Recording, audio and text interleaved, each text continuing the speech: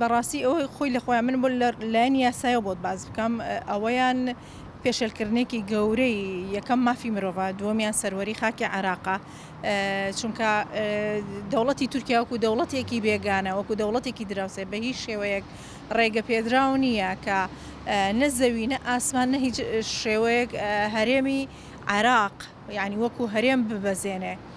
کە هەرێمی کوردستانیش بەشێکە لە خاکی عێراق، بۆیە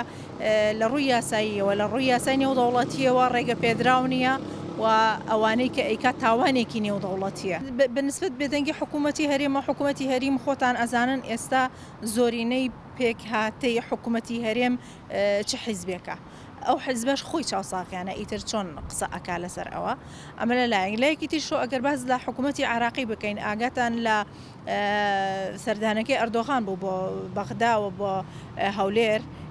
دڵنیا بە لەوەیە ڕێکەوتنێک کراوە لەسەر بێدەنگ بوون چونکە هەرو کاتە حکوومەتی عێراقی بەخۆی ئاشکرای کردوتی من هاوکاری دەوڵەتی تورک ناکەم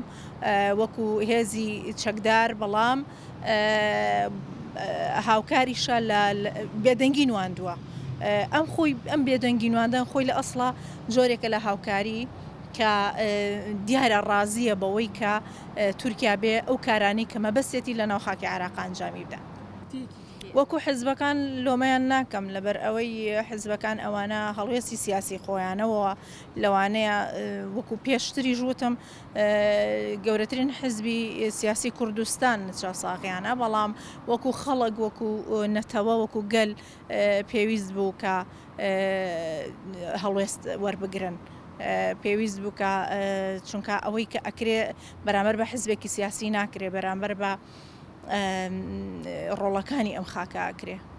هەر هەڵوێستێکی مەدەنی بێ من لەگەڵ هەڵوێستی مەدەنیام چونکە بتەوێنێتەوە ئێمە بە هەڵوێستی تر ناتوانین لەگەڵ تورکیا بکەین چونکە ئەو یەکێکە لە ئەندامانی حلفی ناتۆوە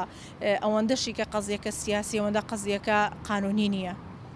وەکو خاکی خۆی سەیرەکە لەبەر ئەوەی تۆ سەیرەکەی هەرچی خێر و بێری هەیەی ئەوێ بیبات تەنانەت دارەکانی ئەبڕێتەوانێت تەنانەت ژینگەکەی تێکەیە بۆیە بە هەر شێوەیەک بۆی بکرێ ئەو داگیرکاری خۆی ئەکا جەخۆ ئەگەر بۆشی داگیر نەکرێ ئەی شێوێنێ ناهێڵێتەوە خێری لێ ببینی بە دڵنیایی لە هەندێک شوێنە بە قوڵایی 50 کیلۆمەتر هاتوۆتان جگەلەوەی کە چەندین شانەی نووسوی میتی تورک لەناو قوڵای خاکی کوردستانە هەیە ئەوە دوژمنە بە هەر وەسیلەیەک بێ ئەوێ تۆ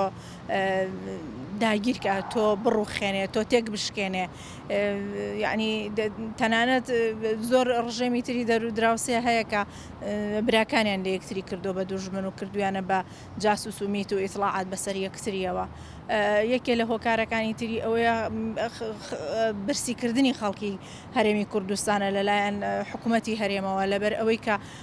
ئەمەژوە ئەکاکە لە پێناو بەدەستهێنانی قوتی مناڵەکانیدا دەست بەرێ بۆ هەموو شتێک و نۆکەری بۆ هەموو دوژمنێک بکە ئەمەش یەکێکە لە گرفتەکانمان.